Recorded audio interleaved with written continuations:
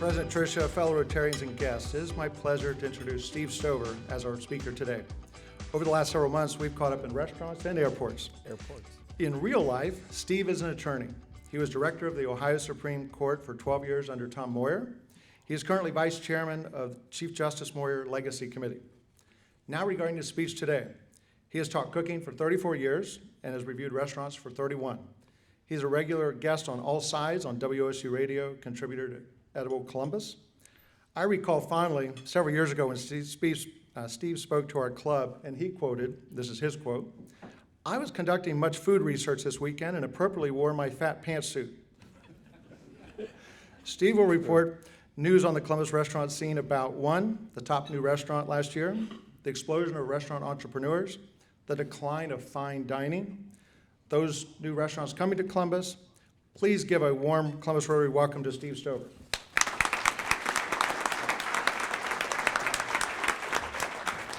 Well, good morning. Good morning. After Easter, I do have my fat pantsuit on today, and I'm just delighted to be here again.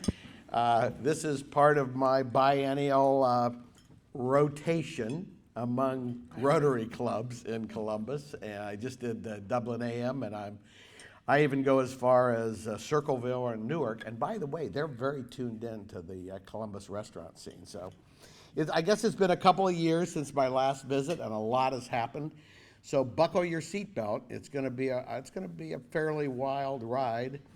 If you miss anything, most of the places I'm going to talk about have been reviewed by either my buddy Rich Terapak or myself at our blog, and you might want to write this down, www.wosu.org/chefs in the city. I think we'll be on this Friday to talk about the latest news and scandal on the Columbus restaurant scene. And Rich and I also teach cooking at Franklin Park Conservatory and the Season Farmhouse in Clintonville. And I'm lucky enough to have my peanut gallery here. Mr. Boudros and Mr. Heinlein are here and front and center, and more to harass me than to support me, I can assure you. So today I'm going to talk about the breaking news on the Columbus restaurant scene and some of the trends that are driving the scene. The headlines, here are the headlines for today. Breaking news headlines. Craft breweries on tap in Columbus, most with accompanying brew pubs or gastropubs. Cleveland star chef Jonathan Sawyer, winner of the prestigious James Beard Award as Best Chef Great Lakes, is contemplating a restaurant in Columbus. According to published reports, last Thursday I learned from his wife that it's moving fairly slow. They had some issues with a place, but it would certainly, to have him come here would be a great addition after our losses of the last couple of years. Kent Rigsby, after 29 years and several months at Rigsby's Kitchen, has moved on and is the executive chef at New Albany Country Club. Till Dynamic Fare, which used to be Dragonfly. My friends refer to it when it was a vegetarian restaurant as sawdust and grass clippings. But he really is a great chef, and it's really sad to learn that they're going to close this month, I believe, and move to Michigan. Some of the interesting new restaurants that we're going to be talking about today. The Avenue, the newest Cameron Mitchell steak concept, is now open on Grandview Avenue. Salt and Pine from Chris Crater of Harvest Pizza fame is open on Main and High in downtown Columbus. Brassica, the latest edition and a very different edition from the folks who own North Star Cafe, is opened in the short north in the old Betty's location. A second Crest Gastropub. You see, you're getting a little flavor. These are smaller sort of things. Is open on Parsons Avenue near Nationwide Hospital. Sweet Carrot, the former food truck, is open in a bricks and mortar restaurant in the old Rife's location. They've still got the funny sign at Fifth Avenue in Grandview. Lantibes closed, another fine dining location closed, and he reopened about several months later as Home Fare, which is sort of a farm to table comfort food place. Shoko, a Cameron Mitchell catering restaurant in the Columbus Museum of Art is very nice. It's in the Museum of Art, but you don't have to pay admission to the museum. You can go and enjoy the sculpture garden and lunch and even dinner once a week. And who knew that Cleveland's Michael Simon has a B-spot burger place in Gahanna? Well, these have been pretty exciting times for the Columbus restaurant scene. After the economic downturn, and it took about 4 years before Columbus really recovered, but there's been dozens of significant new restaurants over the last 3 or 4 years, but the trend is away from the big deal white tablecloth restaurant. When was the last time a white tablecloth restaurant opened in Columbus? It's moving to smaller, mostly chef-owned restaurants and local restaurant groups, which we'll talk about a lot. And so here are some of the trends I see in Columbus. Well, the most significant trend, I think, in the last 10 years is the decline of fine dining. In 2009, we lost Hankey's when Chef Hankey retired, and Rosendale's when he moved to the Greenbrier. And last year alone, we lost Lantibes and Rigsby's, both closed in 2015. So what remains? Well, the refectory, perhaps, and some steakhouses. But I would mourn that a little bit. I would also note that Matthew Litzinger, who used to own Lantibes, said it's really hard to keep a small fine dining place unless you've got another cafe kind of place that's inexpensive to support it. The owners of 11 Madison Park recently, that's number 5 in the world, Michelin 3-star, Zagat number 4 in New York City, they announced that they're going to have a new casual restaurant called Made Nice, where the average meal will cost $10 to $15, and they will use volume to make up for it to support the fine dining world. So I got to mourn this a little bit. I still like on an anniversary or a birthday to go out and have a nice dinner and maybe some white tablecloth on a cozy fire, but it's a change that's coming. May I suggest that maybe that cycle will go back the other way one of these days. The other thing we talked about is Columbus food entrepreneurs. A lot of the action on the Columbus restaurant scene is from several groups of young entrepreneurs who are opening not 1, 2, 3, or even more restaurants in Columbus. Have you heard of any of these people? First, Kevin and Katie Malamy. Katie is the daughter of a high school friend of mine and yours, and they own North Star Cafe. They have the cafe in the Short North, Clintonville, Easton. They own 3rd and Hollywood, and Westerville is coming, and they're going to open another North Star in Mason down near Cincinnati. And they also just opened Brassica. It's sort of Kevin's thing. It's in the old Betty's location in the Short North. It's a little bit like Chipotle, where you go in and there's a sort of a little line. It's an open kitchen. It's very small. And you get a pita or hummus or maybe a salad, and then you put some of the interesting meats. I believe there's brisket, and there's an interesting lamb bacon that's very flavorful with za'atar, and they have beer, and it's very casual and very small and very fun. The Crest. Many of you have tried to get into the Crest up on Indianola, south of East North Broadway. There's always a waiting list there, and you can stand out, and they grow their food on the roof and around the place.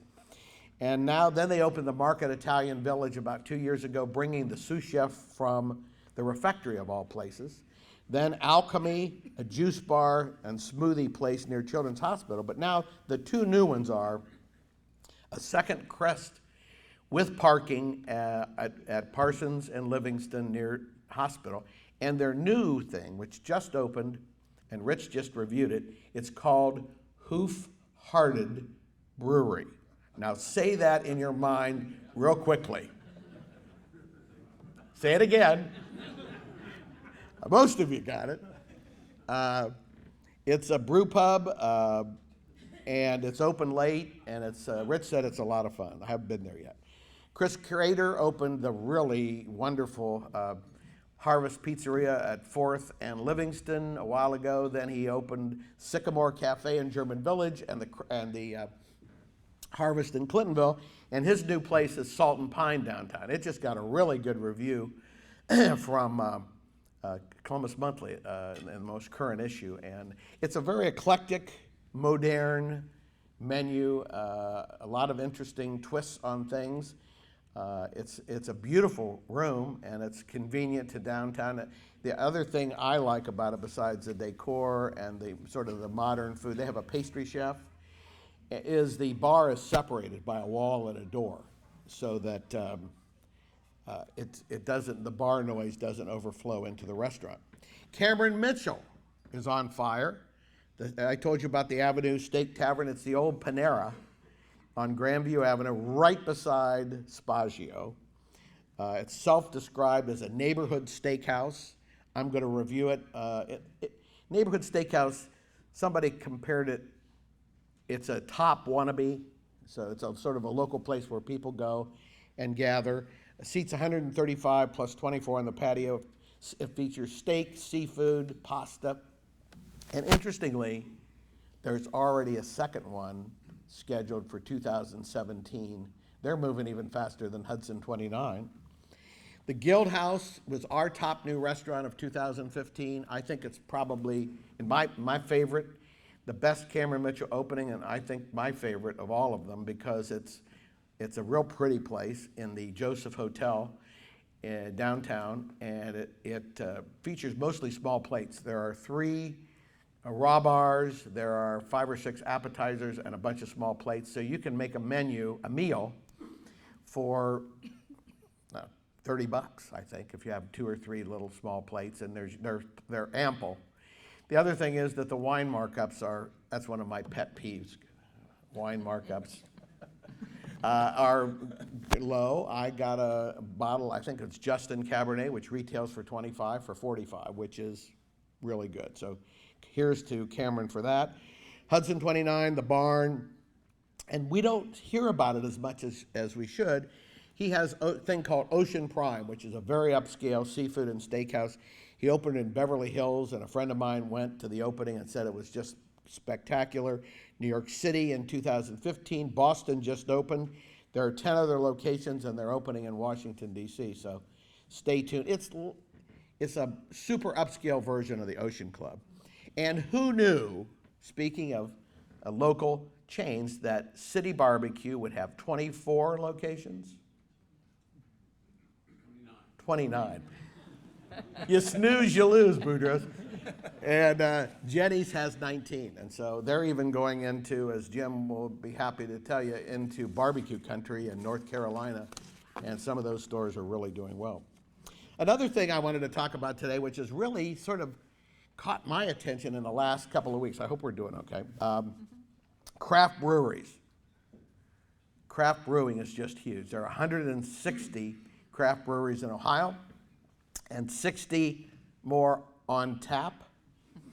There are 30 craft brewers in Columbus alone, according to Mary McDonald of the Ohio Craft Brewers Association. Cleveland's Platform Beer is going to renovate an old meat market near Columbus State, and they're going to have pop-up restaurants. There won't be a single restaurant. They'll just come in for a couple of weeks and then move on, and they'll have a rooftop bar with a view of downtown. And then another local Columbus brewer guy, Keith Jackson, is opening Combustion Brewery and Tap Room in Pickerington. And there's more. Matthew Barbie, who's our good friend from Lancaster, who owns Rockville Brewery, duly famous for its Belgian-style beer, craft beer down near Lancaster, wants to open a spot in Columbus. There was a bit of a furor over the German Village location, and so that is, at least according to our last conversation, is evolving more into a chef-driven restaurant. But he's also looking at space, I could say brewery, in the brewery district, to open more of a brewery and brew pub combination. And then there's Hoof Hearted. And then May 13th to 21st, Columbus Craft Beer Week at columbusbeer.com. And on May 16th, it's 6-1 Pour. at Huntington Park. And of course, Callaway, Jack, and Teddy are noted craft brewers here at the local Rotary Club. So, and speaking of booze, we have local distilleries and artisan cocktails. We have Middle West Spirits, which makes Oyo very, very nice vodkas, and Watershed, the Brothers Drake Meadery, Mouton and Curio, local bars that not only make artisan cocktails and historic heirloom cocktails, but they also make their own mixes and bitters. And who knew that the New York Times would feature Watershed's Nocino, which is a black walnut liqueur that was brought to their attention by our friend Dr. Charlie Tweel. A couple more quickie other trends, and then I'm going to tell you some the top new restaurants and my favorite go-to restaurants. Local sourcing is moving to local sourcing because a lot of restaurants now have their own gardens, either on site or nearby. Pizza, New York City's wood-fired Paulie G's is now open in the short north, just south of Fifth Avenue. When my friend John Workman got lost getting there, I said, John, it's right by the Garden Theater, and he knew right where to go to. Fried chicken, hot chicken takeover is a version of Princess Hot Chicken in Nashville, where we spent a lot of time, and spicy and good double comfort, bodega, Hubbard Grill, Asian noodles. I'm just writing a review of Fukuryu ramen on Fifth Avenue, right by Hudson. Just say that fast 3 times. It's a kid, the son of some of the Kahiki people. There's a Meshiku ramen up on Bethel, Rishi Sushi, and Pho, the Vietnamese soup, is one of the best places is Buckeye Pho up on Bethel. Extraordinary growth in ethnic cuisine. I could do a whole speech on ethnic cuisine in Columbus. Suffice it to say that we have excellent Japanese, and we have Ethiopian and Nepalese and Salvadorian and Caribbean. And I urge all of you to, read about what are the restaurants and get out of your comfort zone, both geographically and culinarily, and try some of the cool new restaurants that are coming in Columbus. We've talked about gastropubs. Food trucks are moving into brick and mortars like Mikey's Midnight Slice. So don't forget www.wosu.org/chefs in the city. Top new restaurants in the last couple years. How are we doing? We're okay. The Guild House, downtown. La Tavola. Ricky Lopez, out on First Avenue across from the Grandview Library. It's great to go to a restaurant where the owner cooks every plate and really wants to know, and he's really been on fire. The last couple times I've been there, it's been really good. Veritas Tavern in Delaware. I haven't been back since they've changed chefs twice, but it was doing really interesting and edgy small plates. I like Angry Bear for, again, doing sort of edgy, creative plates. Craft House number 5 in Powell and Wolf's Creek on North 4th. Here are some restaurants that I go to when I'm not doing a review. This is just for fun. Bazzi Italia, Johnny Dornbach and Trish Gentile down in the short north area. Kahachi, Mike Kimura, one of the great Japanese restaurants anywhere but the coasts. It's not sushi, it's real restaurant, and the best thing to do is sit on the little stools and let him cook for you. G. Michaels, David Tetzloff, and Jeff Benson. The Refectory Bistro menu is my top value choice. 3 courses, a choice of 2 appetizers, entrees, and desserts in the lounge, weekdays, $25. And on Wednesdays, you can buy a bottle of wine at state minimum retail. I told you La Tavola, the Guild House, my old favorite Spazio and Lindy's rediscovered. Another interesting place is called Rue du Maine in Dayton. She was the James Beard Award-winning chef in New Orleans at Peristyle and opened a little place here in Dayton. And for casual, Kuko's Taqueria and Lavash, Middle Eastern. Special mention places, though they're not fancy restaurants, I go to probably too often. Pistacia Vera. And I'm not saying this because Jim is here, but that is one of the great places in Columbus, a dessert boutique that could travel anywhere in the world and be fabulous. City Barbecue and Jenny's. And my gift to you is on the table. It's a new, just updated this weekend list of historic Columbus restaurants. The first ones are restaurants that have been open for more than 25 years, and then the next 4 or 5 pages is restaurants, memory lane, really. Who remember the Waterworks or Benny Klein's or anything? Oh, I see somebody. But grab one. There are extras up here. If not, email me and I'll send them to you. Questions? Yes, sir. Athletics, we sometimes talk about coaching trees. Are there such things as chef trees where you can trace a whole line of chefs back to a coach? Yes. What's the best example here is Hankey's Cuisine. I just dropped my thingamajig. Interestingly, the current chef at the Greenbrier is a former Hankey's employee and sous chef. The chef at the Columbus Club, which many people think is one of the best restaurants in Columbus, is a former sous chef at Hankey's. When you go to the Greenbrier, Hankey is like a demigod when he walks in there. And there are at least 3 people there who have had some connection with Chef Hankey over the years. The one guy who's the executive chef there wanted to learn to cook and went to Hawaii and went to the best restaurant there. And the guy said, you know, you're talented. You should go meet Chef Hankey's, and the rest, as they say, is history. Don't be shy, yeah. Yes? Nada has approached. Nada. Yep. Oh, good. Okay. Nada is a place that is in the Arena District, and it's spawned by one of the top 5 restaurants in Cincinnati, Boca. But it's a Mexican place. It's sort of a nouvelle Mexican restaurant, and that should be on the list.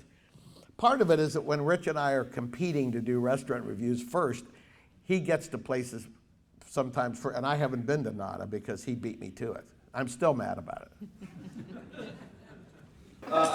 Is there a good resource? Obviously, the website I was checking out, Chefs in the City, was really cool. Is there another good resource that kind of catalogs the Columbus restaurant scene, even if it's an app or anything like that? It's just... Well, we lost Crave Magazine. It was a Dispatch magazine publication. And I guess a business decision was made to close. The last issue was last year, but they've really beefed up Columbus Monthly's restaurant reviews. It's quite a comprehensive list. Another one where they're very aggressive at finding out what's happening is the ColumbusUnderground.com. They do a really nice job of cataloging, and perhaps most importantly, WOSU.org/chefs in the city. Be there or be square. Thank you. Thanks, Mom. Yes, sir. You mentioned Waterworks. Yeah. My wife and I were in grad school, and our first date was Waterworks and Planet of the Apes. You animal, you. I have to say, after that evening, it took me several years. To recover. By the way, there's a new book out called The Lost Restaurants of Columbus, and it's written by a local Columbus historian and the woman who owns the Acorn Bookstore. It has got great stories about the Lazarus and the High Lie and it sort of really bridges from, the list isn't as big, but there's a lot of interesting yarns and stories about this is fun by the way, take this list to a cocktail party sometime or a dinner party. It's great fun and by the way, if any of you have additions, let me know or email me at stephenmarystover@gmail.com or whatever, because I continue to build. I just added about 50 things to it this weekend. One more? Oh, yes. In the last 50 years, has there been any more significant opening than the restaurant that went into the old Tommy Heinrich's Steakhouse? Which was? Wendy's. Oh, yeah. I have a lot of roots in Wendy's because a bunch of my fraternity brothers, Graydon Webb and Roger Webb and all those guys worked at it from the beginning, but yes. But unfortunately, the original Wendy's is now moved on. I would have liked to have saved it, but thank you for saying that. Yes, sir. Noise level in restaurants. There seems to be a contest to see who can have the noisiest. Well, without naming any names, Cameron Mitchell. That is a John. Remember John Christensen? he was so good and is so knowledgeable. And by the way, I just talked to the Grumpy Gourmet about 2 weeks ago, and we're supposed to go out to lunch, but I think John's he used to take a noise meter into restaurants, which I thought was a little over the top. But Cameron Mitchell has told me face to face that he likes to have some noise because it makes the restaurant feel lively. But I would observe that we went to not the grand opening, we went to opening week of the Guild House, and we sat in the bar on a busy Saturday night, and you could hear and talk. So of all the Cameron Mitchell restaurants, once again, not to mention it's my favorite, I would say that's one where you could talk. But I think some of it is also due to the nature of the restaurant scene, because it's casual, people go, they want to eat and move on, they don't linger and have conversations. I do believe that sharing a meal and a beverage is one of the great social conventions in life, and it's certainly something we don't want to diminish. Steve, could I add on to that? Our firm did the first 16 Cameron Mitchell restaurants, and the noise level was always a driver. Here's the good news. Cameron's getting older now. Yes. There's a changed attitude about the noise. Oh, okay, that's good. I haven't been to the Avenue. Is that toned down a little bit too? Does the neighborhood take up? Okay.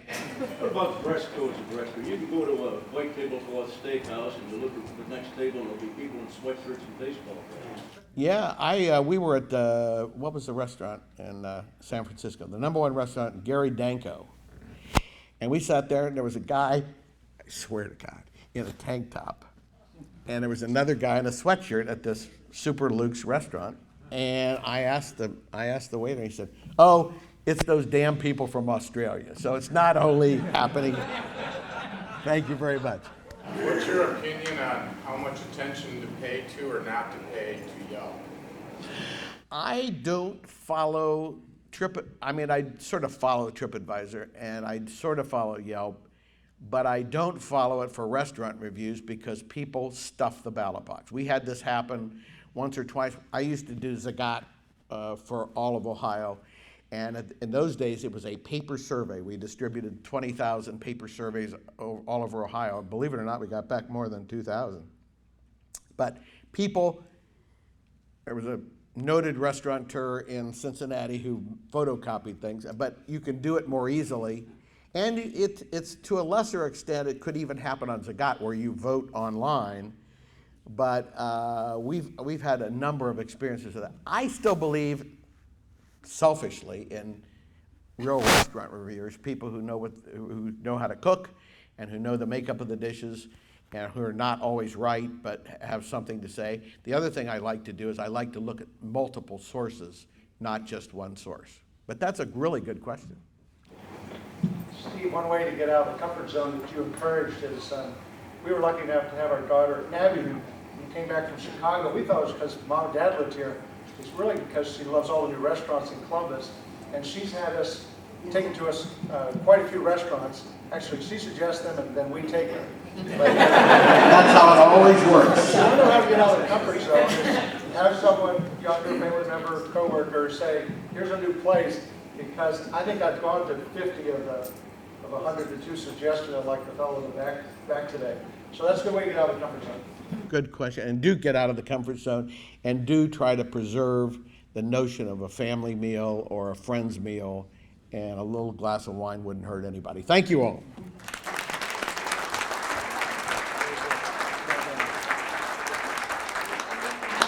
ColumbusRotary, this is a donation made to the foundation in Thank your you. honor. Thank you. Very much for coming and seeing us. I do believe he left the Joanne Shorston eatery off of the off the list, and that's my favorite restaurant, the Joanne Shorston. All right, next week's speaker is Michael Wilkos, and he'll be doing Columbus Through a Wide-Angle Lens. We are adjourned. Be Rotarians all week long.